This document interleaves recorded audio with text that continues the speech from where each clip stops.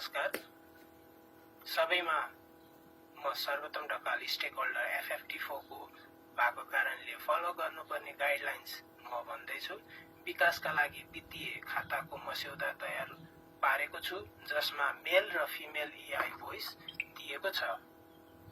विश्व अर्थतन्त्र र दिगो विकासको कुरा गर्दा अहिले यो फाइनान्सिङ फर डेभलपमेन्ट मतलब FFT4 सम्मेलनको तयारीले निकै ठाउँ पाएको छ हैन? हो त यो FFT4 निकै महत्त्वपूर्ण सम्मेलन हुँदैछ। आज हामीसँग यस्तै के रे विश्वव्यापी वित्त, व्यापार अनि दिगो विकाससँग जोडिएका केही रिपोर्टहरू, अवधारणा पत्रहरू छन्। संयुक्त राष्ट्र संघका समितिहरूका दस्तावेज पनि होला। हो, यिनै स्रोतहरूलाई टेकेर अलिकति गहिरै कुरा गरौँ न त के हुन् चुनौतीहरू अनि के समाधान हुन सक्छन् भनेर सजिलो भाषामा। ठीक छ, सुरु गरौँ। ल, एउटा मुख्य समस्या जुन सधैँ उठ्छ त्यो हो अन्तर्राष्ट्रिय व्यापारमा पारदर्शिताको कमी। हो, यो ठूलो मुद्दा हो। एउटा स्रोतमा त ट्रेड इन्टेग्रिटी मतलब व्यापारिक निष्ठाको कुरा गर्दा के भनिएको छ भने बिल बिजक तलमाथि पारेरै ट्रेड मिस इन्भोइसिङ भन्छ नि, त्यसबाट विकासशील देशहरूबाट वर्षनी खै कति 1.6 ट्रिलियन 1.6 ट्रिलियन डलर, त्यो त डरलाग्दो रकम हो नि। सोच्नुस् त कति देशको स्वास्थ्य शिक्षा बजेट भन्दा बढी होला यो। अनि यसरी पैसा बाहिरिएपछि त्यो दिगो विकास लक्ष्य SDGs हासिल गर्ने पैसा कहाँबाट आउँछ त? एकदम, स्रोत त गुमिहाल्यो नि। यसको मुख्य कारण के हो भनेदेखि त्यो निर्यात र आयात गर्ने देशबीच बिल बिजकको सही मूल्यबारे जानकारी साटासाट गर्ने कुनै बलियो अन्तर्राष्ट्रिय प्रणाली नै छैन के। अच्छा, त्यो नहुँदा त जसले जे गरे पनि भयो। हो, अनि अर्को समस्या त्यो पानी जहाजहरूको स्वामित्वमा पनि उस्तै। करिब 12% व्यापारिक जहाजको मालिक को हो पत्तै छैन। ए, त्यस्तो पनि हुन्छ? हुन्छ, अनि यसले गर्दा के हुन्छ भन्दा अवैध माछा मार्ने जसलाई IUU फिशिङ भनिन्छ त्यो बढ्छ। त्यसबाट मात्रै वार्षिक 25 बिलियन डलर नोक्सान छ। अनि त्यो फ्ल्याग्स अफ कन्भिनियन्सको कुरा पनि त छ नि हैन? हो, त्यो सुविधाको झण्डाले झन मलजल गर्यो। मतलब जहाँ नियम खुकुलो छ त्यही जहाज दर्ता गर्ने अनि गैर कानूनी काम लुकाउन सजिलो भयो। त्यसो भए यसको समाधान चाहिँ के त? केही त उपाय सुझाइएको होला नि? छन्। स्रोतहरूमा हेर्दा दुईटा मुख्य प्रस्ताव देखिन्छ। एउटा blockchain and every port. Blockchain, त्यो त सुनिराखेकै शब्द हो। कसरी काम गर्छ यसले? मतलब हरेक बन्दरगाहमा एउटा साझा डिजिटल लेजर जस्तो बनाउने जहाँ सबै कारोबार पारदर्शी हुन्छ, कसैले केरमेट गर्न मिल्दैन। यसले बिल बिजकको मूल्यको डाटा सुरक्षित आदान प्रदान गर्न मद्दत गर्छ। ए, त्यो त राम्रो उपाय होला। अनि दोस्रो नि? दोस्रो, पानी जहाजको वास्तविक मालिक र सञ्चालक को हो त्यसको विश्वव्यापी सार्वजनिक रेजिस्ट्री बनाउने, ग्लोबल बेनिफिशियल ओनरशिप रेजिस्ट्री। अच्छा, कसको जहाज हो भन्ने प्रश्न भएपछि त अवैध काम गर्न गाह्रो हुन्छ होला? हो नि, नियन्त्रण गर्न सजिलो हुन्छ। ल, यो त भयो व्यापारमा पारदर्शिताको कुरा। तर विकासका लागि पैसा जुटाउने अर्को ठूलो चुनौती पनि छ हैन त?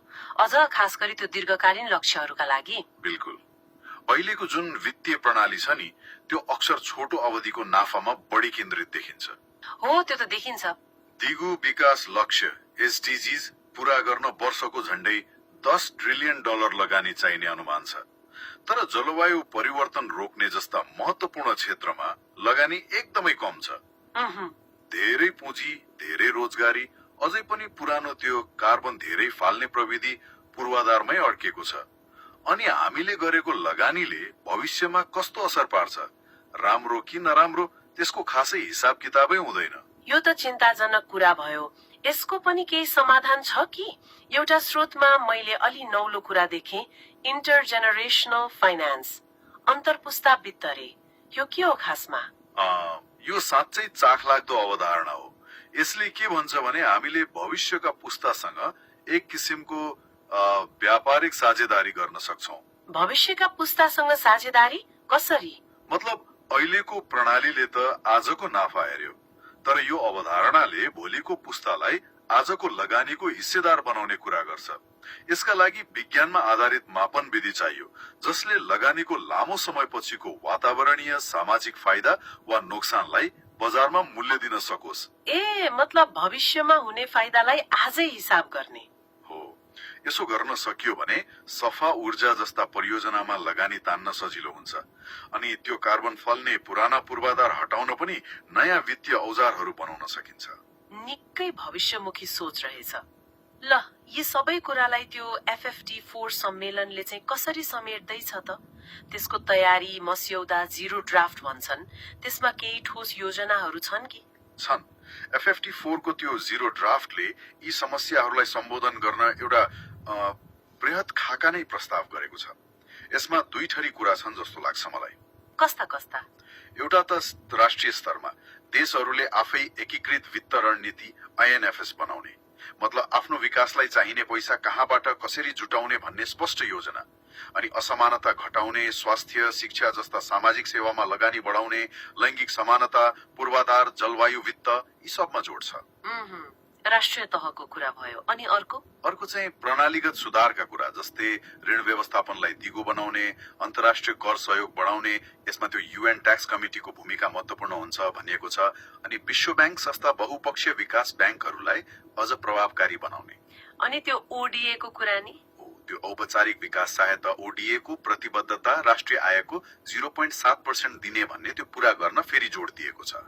तर स्रोतहरूले के पनि औल्याएका छन् भने गाह्रो हुने खालका नयाँ लक्ष्यहरू चाहिँ नतोक्न पनि सुझाइएको छ। समग्रमा हेर्दा त यी सबै प्रस्तावहरू ठिकै दिशामा छन् जस्तो लाग्छ, हैन त?